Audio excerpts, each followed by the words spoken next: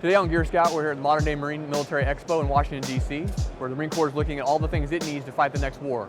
One of those things is moving Marines and gear around the battlefield and off-road. We're going to see how the Marines are going to be going after that with a number of different companies. First up, Polaris.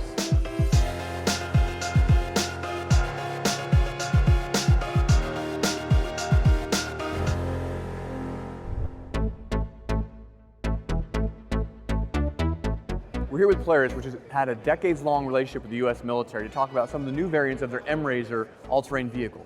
John, can you tell us a little about the Alpha over here? Absolutely. So what we've got here today is the new M-Razor Alpha base model, which incorporates a 1 kilowatt, 24 volt export power capability in conjunction with a common connector added to the DC to DC bracket. So what it gives us is additional capability to install multiple payloads really easy for the user, whether it's charging batteries or like what we've got on this vehicle here today, which is the 3ME Edge Volt, which is a jerry can sized silent watch capability. So it's powering the Teledyne FLIR 280 on the display today. So no external shore power being added to the vehicle. It's running right off of the battery pack. So that gives the user a bunch of different capabilities. They can be charging that while the vehicle's operating. And then if they need to go into a silent watch configuration, the vehicle shuts down, battery pack takes over. It's a seamless transition for the user. What are some of the features of the all-terrain version of this vehicle, the fact that this can go kind of wherever it needs to go? Super awesome capabilities on this platform. It's a 32-inch tire, 60-inch wide vehicle, fits inside of a V22, CH-47, 53, multiple ways of transportation configuration, maintains 12 inches of ground clearance. So when you've got your 2,000 pounds of payload that it's capable of carrying, you can bring that ground clearance back up to 12 inches and be able to maintain excellent off-road maneuverability. Also with it, you've got the 1.5 liter turbo diesel engine with an 8-speed automatic transmission. It gives you the low speed torque that you need for climbing obstacles, rock climbs, hill climbs, descents, and then it's got the higher top speed, so you can get up to that 62 miles an hour for more of those ground maneuvers. And we're standing next to another variant, looks a little bit different, but has maybe a couple different capabilities. Can you tell us about what we're looking at over here? Absolutely, so what we've got here is the M-Razor Alpha 6x6. Commonality between this platform and the one behind me is somewhere between 80 and 90% of common parts. So we added an additional axle on the rear, 2 seats of passenger carrying capability, and a total of 3,600 pounds of payload. All things, half shafts, wheel bearings, shocks, springs, etc. are all the same from this platform to the one behind me. Adding that third axle adds a bunch of payload carrying capability. You can put 3,000 pounds just on the deck of this platform and still maintain all the same transportability, off-road maneuverability capabilities of the vehicle behind me. We talk about payload. What are we looking at here, and what else could you put on this with this 3,000 pound capacity? Yeah, so this is the Northrop Grumman Jackal system, so it's a loitering munitions that can be shot off of this platform, but this gives you a capability of adding much heavier payload. So you got 600 pounds of payload capacity on the deck on the platform behind me. This opens us up to many different weapon systems, tactical air ground refueling systems, etc. all can be bolted onto this kit. Systems that were already 2-truck systems can now potentially be integrated into a single system on this vehicle here. More payload capacity, a little bit, maybe even more robustness in off-road with the additional tires added there. Yep. And obviously heavier loads you can carry. For sure, yeah. The third axle actually makes off-road maneuverability even better than what's behind me here. You get the benefits of the long wheelbase and the short wheelbase. So when you're talking about technical climbing capability, you've always got tires on the ground. You never really risk high centering the platform or getting yourself hung up on a rock. You have the ability to always have a tire touching something. So from a capability of climbing grades and inclines, it's really impressive. It's quite the billy goat. The sky's the limit as we start adding exportable power capabilities to the platform, getting into that 5 kilowatt variant, which isn't here with us today, but we have a variant that can export 5 kilowatts of 24 volt power. So now you get into higher energy systems that can be added to this platform. And with the payload capacities, it really opens up the breadth of things that can be added to it. So we just saw Polaris, and now we're going to walk over to the Flyer booth and see what they've done with their off-road vehicles. Hi, I'm here at the Flyer Defense booth at Modern Day Marine Expo. Robert, you're going to talk to us a little bit about the Flyer 72. Absolutely. Yeah, tell me what we're looking at here. Yeah, so this is the Flyer 72, first fielded in about 2015 to U.S. Special Operations Command. It was designed to meet their unique requirements, to have an off-road mobility vehicle that can fit inside a CH-47. Now, there's a few really good features about this vehicle. First of all, I think it's got really a great off-road mobility, high-performance off-road vehicle. But you can do all that while maintaining a high payload of around 5,700 pounds. So that allows you to make the vehicle armored or unarmored depending on your mission requirements. We have a bolt-on kit that allows you to reconfigure a vehicle as required. It also allows you to integrate a lot of different systems. Like on this vehicle right here, we've got loitering munitions, a remote weapon station. The vehicle just has a lot of payload, which gives you a lot of opportunity to configure the vehicle as you need for your missions. And all that payload allows you to kind of do all that while not losing any off-road mobility. So in the old days, we'd have a Humvee, we load it up, and now we've overloaded it and we can't really get off the roads. Not a challenge with the Flyer 72. And then I'd also say what's unique about it is the center drive position. You notice the driver sits in the middle, not in the right or left. And what it does for you, gives the driver better situational awareness as he's driving off-road. It also allows him not to worry about his security right and left because he's got soldiers, Marines, colleagues providing that support for him. And really from a safety perspective. So if you have a regular vehicle and the driver's got a problem, it's a real challenge to try to get the driver out of the driver compartment and replace him or something like that. But the assistant or the driver or the vehicle commander right here just can reach over, can reach all the controls. So if there's something with the vehicle, you never really lose control of the vehicle. So that position allows you that safety as well. So whether it's the vehicle safety performance, it's the payload, and it's really the off-road mobility that I think make this vehicle stand out. Well, you mentioned the counter-drone capability. I'm curious about the power capabilities of the vehicle. Obviously, that's a really important part now, is charging devices, putting output, hooking in new things that are going to be coming online later. Look at what the power requirements that this thing can achieve. Yeah, so this vehicle's got both a 12-volt system for the automotive compartments and also a 24-volt system for any things you want to add on, accessories. It powers an HVAC system that allows you to work in extreme cold and extreme hot conditions. The vehicle's fielded operationally in United Arab Emirates, so dealing with those very hot conditions out there. We talked about the sizes, the 60 and the 72, yeah. But I imagine there's multiple variants. I mean, it's kind of modular way you can put this together. So really it's a very modular vehicle. The turret is designed to fold into the vehicle so it can still meet the height requirements that go inside a CH-47. We can configure the vehicle as the customer needs it to be configured. Absolutely. Well, given your experience in my own as a Marine veteran, we've been around a lot of Humvees, right? Right, absolutely. So, and you mentioned the off-road problems with a Humvee when it's overloaded. Yeah. What are the things about this that make it stand out from the legacy Humvee? So a couple things. One is just when I sit in it, just so much more comfortable. The Humvee, you're kind of boxed in, and so you can't stretch your legs, and so by the time you get out to execute a mission after a long road march, you're in no shape, right? This one, a little more room, I can breathe, I feel like I can stretch my legs a little bit, but it's really the ride quality, it's the air suspension on this. So when I'm off-road in this vehicle, and we'll hit bumps that if I'm in a Humvee, I would have banged my head on the ceiling, and I probably would have bottomed out the vehicle and probably need to call on a mechanic. This vehicle will absorb those bumps, and you will hardly feel them. And so it just allows you to have a more comfortable ride and more extreme terrain than we were able to achieve in the Humvee. So what are some of the next steps you see for this vehicle moving forward, or even any potential new variants or changes? Hopefully we'd like to kind of, get into the Marine Corps space, maybe go through the warfighting lab, maybe participate in some of their exercises and experiments and just really see what this vehicle is capable of.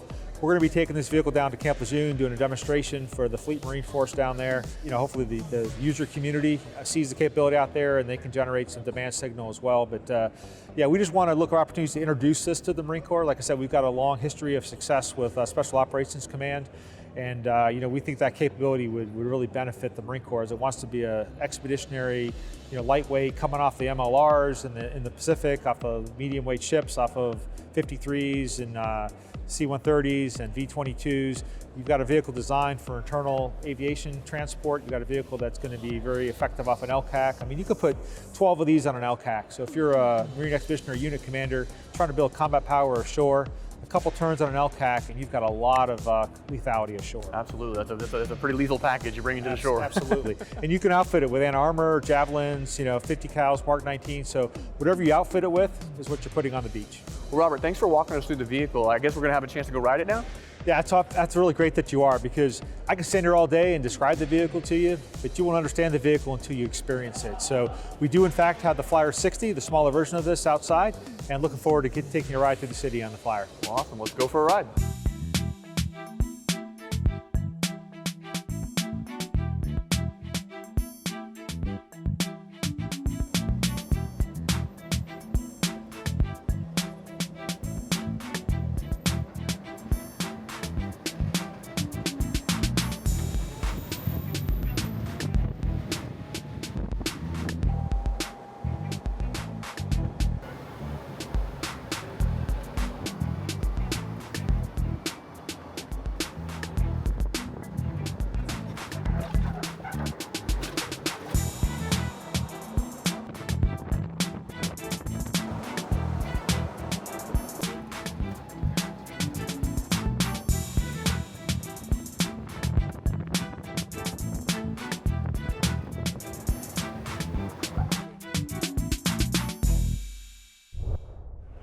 What makes the Marines special?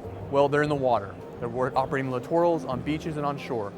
One way to do that, they're going to have to add maritime reconnaissance companies to each of their divisions, and that will be built around the boat we're going to see next.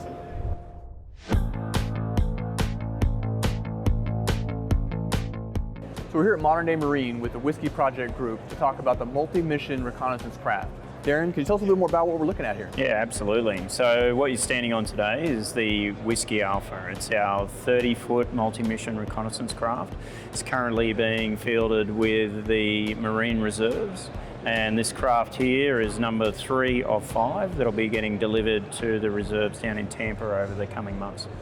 And tell us about some of the features on the boat. I looked at some interesting looking seats and some different mounts. What all can this craft do? What does it have so far? Well, there's a lot going on, so there's probably a lot to talk about here, but I'll keep it short and sweet. So this craft was specifically designed around fixing a number of issues that we witnessed over our defence careers over the last few decades. We were witnessing a number of safety and performance, and then craft that were just generally not fit for purpose in the modern warfighting environment. So we started with the development of the hull. We worked with a company out in Hawaii called Pacmar Technologies to further develop a hull that would ultimately result in a reduction of shock loading on the humans and technology by up to 40%. Not only that, we saw additional benefits throughout the development of the hull where it had a lower planing threshold, therefore higher fuel efficiency, ultimately better directional stability when you're interacting with other craft or larger ships, etc. as well. So the Whiskey Alpha and the Bravo are foundationally supported by that unique hull form. We then adopted a unique carbon fibre composite layup schedule on the craft to lay it in such a way that would give the craft greater lifespan and ultimately a lot more durability and flexibility. So different parts of the hull form has different strength and different flexibility, specifically designed for interacting with other vessels and generally carrying out the contemporary mission sets required of these craft. Now, if we come into the craft even further, you'll see that the whole deck layout is completely modular. We wanted to maximise versatility with anything that we were developing within the Whiskey Project Group. And it started with the Alpha and Bravo vessels. So essentially it's a case of choose your own adventure with the craft. Let the mission determine how the craft needs to be set up so that you have ultimately a capability advantage when you're out there conducting your mission set. Don't let the craft constrain your mission planning through the lack of versatility in the craft. So that's why you see all the deck layout the way it is now. But it's more than just that. It's underneath the deck as well. We've created an architecture where you can plug and play systems to access power, access space, really move the weight around in the craft as well to maximise versatility. So one of the things has been a big issue for Marines within their mission is also safety. Yeah. So what are some of the safety features of the boat that the Marines are interested in? So first and foremost, it's that shock loading on personnel and equipment. You'll see in this, the mast that's on the craft as well. We're hosting some sensitive equipment. It's important that we protect that in the contemporary mission environment or operating environment. From there, it's about the protection of humans further by the integration of ballistic paneling as an option, depending on the mission set as well. So one of the key features of the new boat that the Marines want is the ability to work with other boats, especially unmanned vessels. Can you talk a little about what makes that possible with this craft now?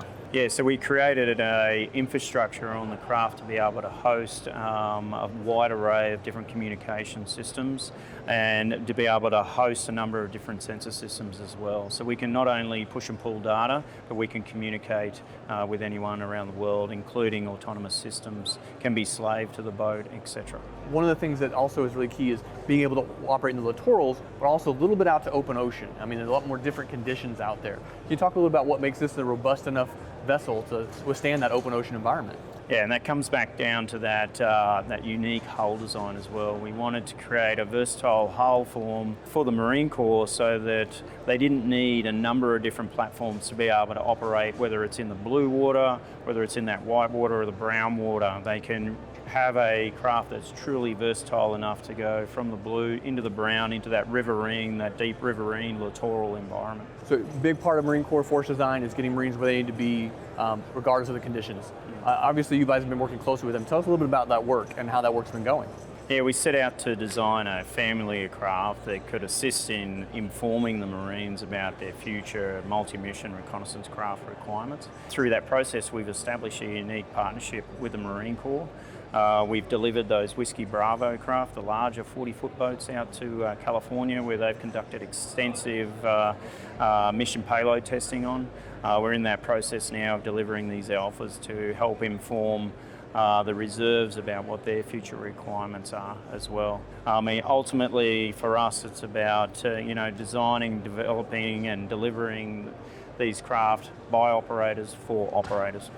Absolutely. Well, thank you for taking us a quick tour of the boat. We're going to take another look around and see what it looks like, and I appreciate your time. Thanks for having me, Tom. Thanks, Darren. Cheers.